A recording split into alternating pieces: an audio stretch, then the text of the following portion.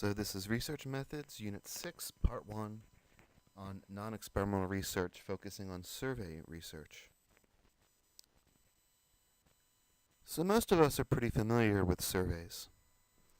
Survey research is conducted where people are asked to respond to a variety of questions in order to understand their thoughts, opinions, beliefs, to get at what their possible behaviors might be. We're all familiar with this. I'm sure that many of you have gotten email surveys from work or other organizations. You might have gotten a phone call from a political campaign asking your opinion about a particular politician. Surveys play a very important role in research, and even though they do play an important role in psychology research, it's possible to make the argument that survey research is really more of a fringe area of research for most psychologists. But some of the commonly used ones that we're familiar with are opinion polls, where we're asked for our opinion on politics or on products. Consumer surveys, where we may be asked on our likelihood to purchase various items. Political polls, as I mentioned before, where we're asked to state our preferences about politicians. And of course, then there's the ever fun phone survey. If you ever answered the phone with an unfamiliar number, and someone asks you if you have a few moments for answering questions over the phone, understand that a few moments usually is not a few moments, but, very, very many minutes. So some of the advantages of surveys are that they're cheap, they're quick and easy way to obtain large amounts of data. So if I have a classroom of 100 people and I hand out a one-page survey, at the end of the day, I have a lot of data that I can analyze. And so I could even extend it. I could email some of my friends who teach at other universities, ask them to hand out the survey in their class, and I could easily get up to several hundred or even over 1,000 subjects in a short amount of time. Another advantage is that some studies really can only be accomplished through survey research. So if you're interested in politics, or if you're interested in product behavior, then surveys might be the only way in which you can gather data on the topic that you're interested in. Now, some of the disadvantages include the fact that you can only obtain data on what people feel comfortable saying, what they think they think. So if you ask people questions about, say, on a scale of 1 to 7, how comfortable are they with the current presidential administration? What you're asking them is to make an opinion about something that they've never probably thought about before. And so when you ask them a question and they answer a 5, it's kind of unclear what that means. Because again, people are notoriously bad at being able to report what they think they think. And there's a variety of biases and cognitive illusions that demonstrate that people have a hard time really getting at. There's a disparity between what people say that they think and what their actual thoughts might indicate. So that's one problem. Another is that the survey is only so good as the sample. If you have a bad sample of individuals, then the conclusions that you based on that survey are going to be biased as well. So if you were to only survey residents of Atlanta, Georgia, about their preferences for soda, you might find that the vast majority there prefer Coca-Cola, but that's because Coca-Cola is well known in Atlanta. It was where it was developed and where the corporate headquarters are, so it's in some ways more popular down there. And third, a limitation is that it's relatively a limited way of understanding processes as opposed to the contents of thought. So psychologists generally want to know what underlying thought processes that go on that explain both cognition and behavior, but surveys only get at the content of thought, not the underlying processes. For that, you usually will need an experiment. Now, in order to discuss survey design, you have to think about the idea that coming up with a good questionnaire is extremely complicated. It requires a certain degree of statistical sophistication in order to design new questionnaires. So, for instance, if you're developing a new way of measuring, for instance, self-esteem, you want to do some pre-testing to make sure that your items that you come up with are all pretty consistent. And so there are these statistical techniques. One of them is called factor analysis. These are not extraordinarily complicated, but there are books written about factor analysis. So one can argue that it's not the simplest statistical process out there. And for that reason, a lot of people stick to tried and true published measures. So there are already measures that do tap into self-esteem. One of the more famous ones is one that this person named Rosenberg came up in 1965. And so a lot of people just use that as a measure of self-esteem. Now, the problem with that is that, biasing your research towards established measures has the unseen consequence that, what happens if self-esteem is changed over the course of time? What if some of the questions that are asked about self-esteem are not directly tapping into what we might mean about self-esteem today? So that's a problem that seems to be one of the limitations of sticking to tried and true measures of something. But if you are going to design your own questionnaire, you first need to find the purpose. What is your theoretical construct? And of course that involves asking that question. What is your theory, and what theoretical constructs constitute your theory? And then the question is, how can you measure them with as few questions as possible? An important thing to remember about survey research is that you really only have a few moments of someone's attention. There are examples out there that I could give you of people who I know that have done things like ask people 150 questions about how they feel about themselves or some other process. And you have to admit that if I were to ask you 150 questions about yourself, by the end of that time you would be kind of bored and you would probably want to shut down the interview. That's true here too. What you really want is not to be asking people dozens and dozens of questions that tap into the same thing. You really want to make it as short as possible. And that, by the way, is why factor analysis is used, as I said earlier at this slide. Factor analysis allows you to come up with items that explain as much of the process as possible in as few questions as possible. So that's what I mean, that it's a little bit more sophisticated than just coming up with a set of questions.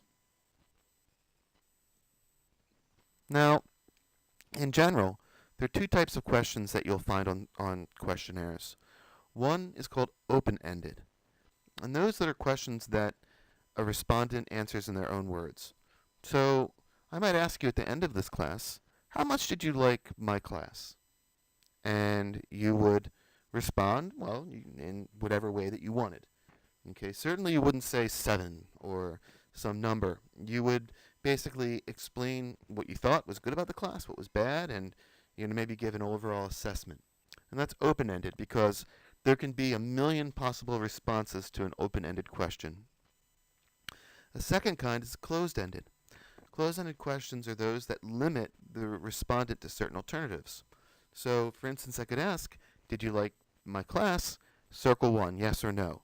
In this case, it's a close-ended, okay, where you can only answer one of those two answers, and it limits you so that you can't have a million possible answers, but only 2.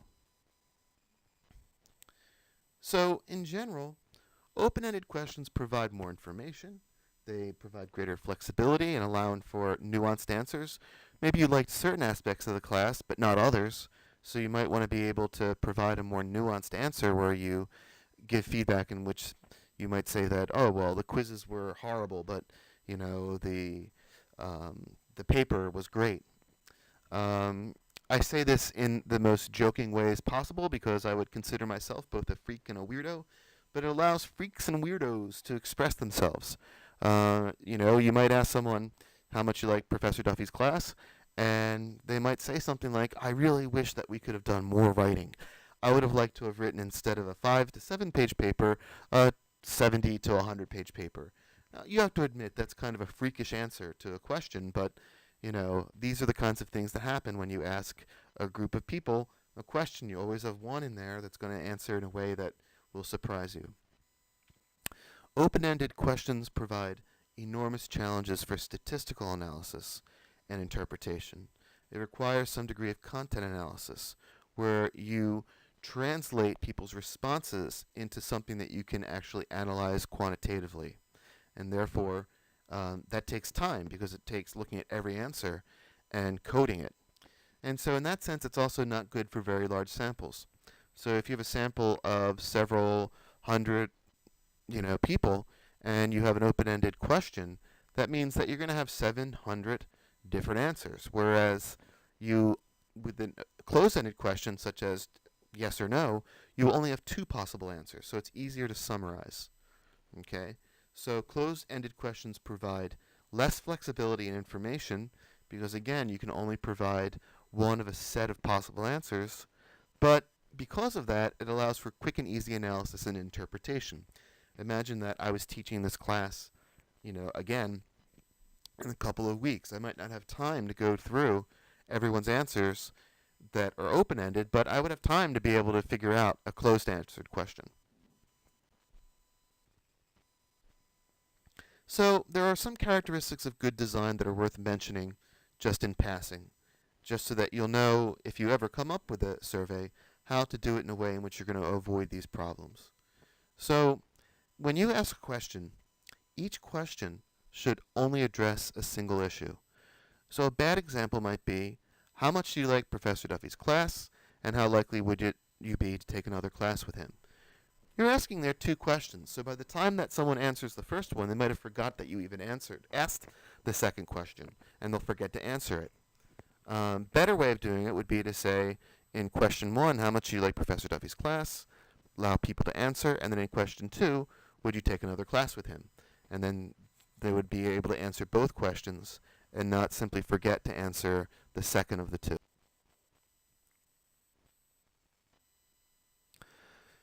A second characteristic of good design is to avoid bias. So if you ask an individual, do you believe in the brutal murder of unborn babies? Or do you believe in destroying a woman's right to make choices about her own body? Those are 2 examples where you're really biasing people in one direction or another by the use of such terms of brutal murder or unborn babies or destroying. Those are terms that come with, some emotion attached. And so it would be better to ask something like, what is your stance on the controversial topic of abortion? Or what are some of your thoughts about women's reproductive rights? These are questions that are going to not elicit an emotionally fueled response. Next, you also want to make alternatives clear. So it would be bad to say, are you a psychology major or other major? Because it may be the case that someone falls in between. What happens if you were both a psychology major and a sociology major, or a psychology major and a biology major? That's something that might, you might find that there are people that are in your class that they don't know which one to circle because both apply. Or are you one undergraduate or 2 graduate student? Well, you may have the case that you'll have people in your class that are neither. You have students that are not matriculated that are just taking the course because they're curious about it and they're not actually, matriculated yet. Better would be to ask, are you a psychology major, a dual major in psychology and something else, or a non-psychology major? Or it would be nice to leave it open. So are you an undergraduate, a graduate student, or other? If other, please explain. That's a very common thing in research, is to allow people the option to explain their particular situation because it's sometimes unclear. Someone, for instance, might be a dual BA-MA student. We have in our department, we have students who are doing both their beginning of their MA and their end of their BA at the same time. So for them, they might want to say that they are a dual degree student. So leaving it open for them allows people who fall in the margins to be able to answer honestly. Next, beware of acquiescence bias. Okay, so it may be better, instead of asking how much do you like Professor Duffy's class, then how much do you enjoy Professor Duffy's class, to ask a question like, how much do you like Professor Duffy's class, and then how much do you hate Professor Duffy's class? Because it's a common thing with surveys for people not to even read the questions and just answer 7, 7, 7, 7 out of a scale of 1 to 7, 7. And that's called acquiescence bias, just agreeing with everyone, everything that's been said. And the reason why it's good to put some of these items that are opposites is that if people answer 7 to both, you can sort of guess that their answers are, given without carefully considering the question. So it's always good to have these items, which are called reverse coded, because what they should do is they should give the opposite answer as their partner question. So you should get a different answer for how much do you like Professor Duffy's class versus how much do you hate Professor Duffy's class. It's very bad to have one question on a scale of 1 to 10 from like to dislike, then another on a scale of 0 to 7 from dislike to like. And I say that because I actually did once see a paper where it produced really confusing results, where the reason why was that one scale was done where 0 was like and 10 was dislike, and another scale was where 0 was dislike and 7 was like. And not only was there a difference between 10 and 7, but it was the scale itself was reversed, and that confused people. So the results didn't make any sense. So it'd be better to have a scale for all of them on 1 to 10, and all of them going from like to dislike, or all of them going from dislike to like. So keep it consistent. So another one, this is sort of a kind of a experimental bias one. Well, you're really bad to ask people, are you male or female? And then ask, how much do you believe that the kind of clothing you wear influences your self-esteem? Why is that bad? Because by asking the first question, are you male or female, it puts it in people's head the idea that, well, what is it that this person's asking me about? Okay? So now you've primed people to think about gender, and that might influence the result on question 2. Now, alternatively, if you ask the question, how much do you believe the kind of clothing you wear influences your self-esteem, and that's your first question, and then you ask, are you male or female, whether or not someone's male or female is a lot more concrete than their belief in the kind of clothing that they wear influences self-esteem. So what you'd rather do is ask the concrete questions second, because you don't want those questions to be influencing the less concrete, the more nebulous question that you're asking that could be influenced by the subjects trying to guess the hypothesis. Some other considerations: avoid double negatives. So this is very kind of confusing. Do you disagree with the statement that transit strikes are unjustified? Well, what are you asking there? Because there's double negatives, disagree and unjustified. So you want to avoid that. Avoid jargon. So if you were to ask people who, in a sample, do you believe in transubstantiation? Most people who are not Catholic won't know what transubstantiation is. For your information, transubstantiation is the idea that when the priest blesses the bread and the wine in a church service, it gets transformed into the blood and the body of Christ. That's what transubstantiation is, but unless you're Catholic, you might not know what that is. So also determine how you'll analyze your data before you run the study and waste your own and your participants' time.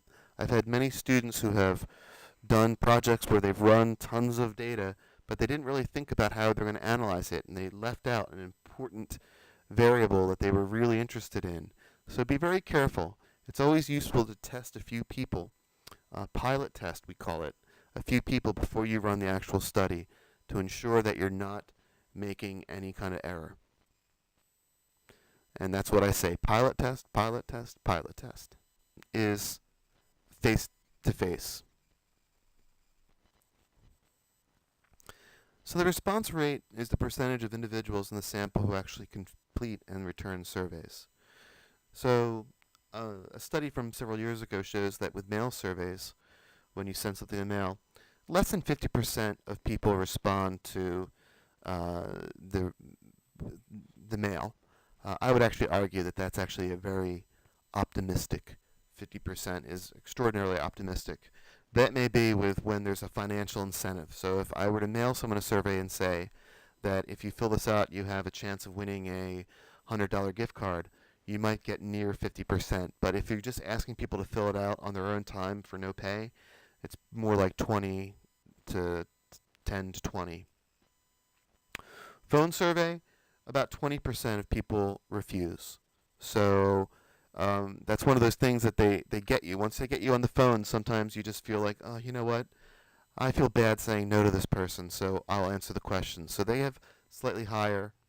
And face to face, about 90% of people will say yes if you approach them, say at the mall or on campus, and ask them to respond to a survey.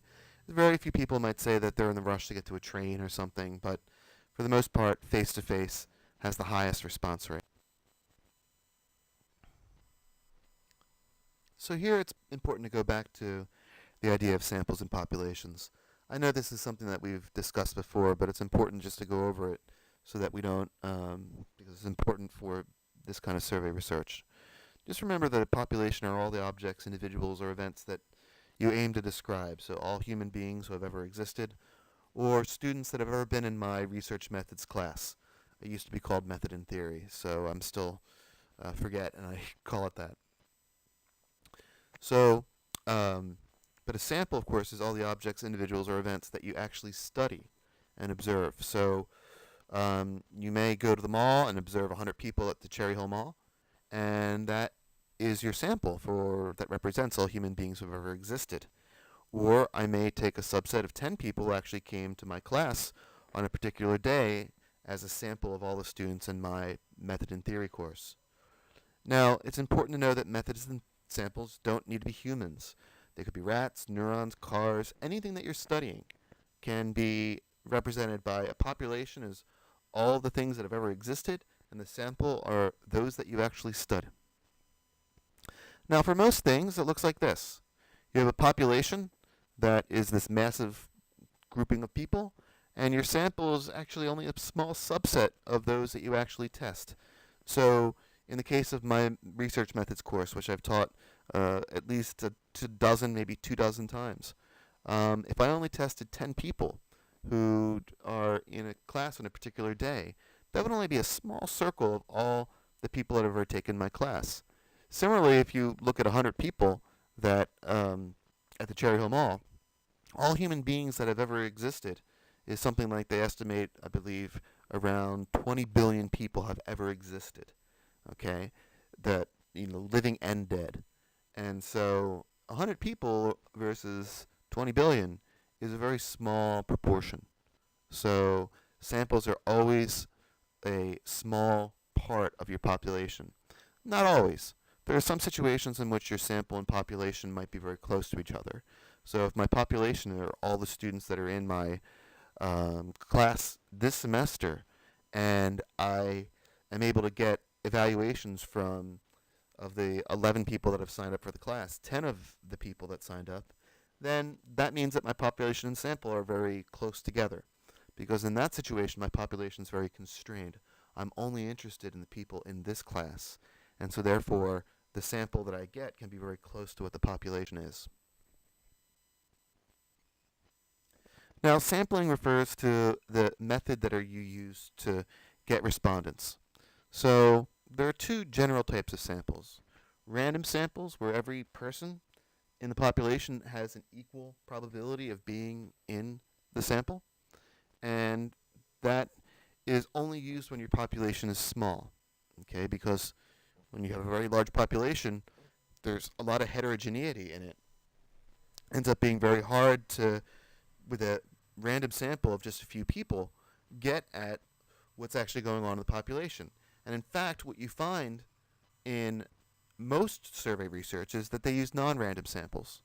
So this is more common where each member has an unequal probability of being in the sample. Now, a lot of you are familiar with political polls. You may have remembered the last election where many people were going out there and sampling and doing analyses and showing that, what the probability of a win in the Electoral College would have been of one or the other political candidates. And so all of this kind of work is not done randomly. You don't just go and randomly choose 100 Americans.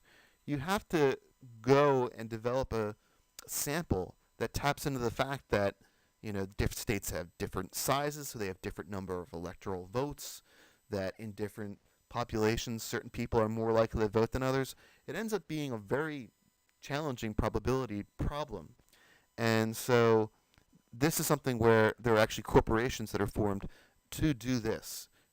To sample is a skill that people have or people understand that can, be a very valuable skill to have, particularly around election season. Now, with non-random sampling, there are various ways of doing it. Okay, there's a haphazard sample where a population subgroup is selected basically in a hit or miss fashion.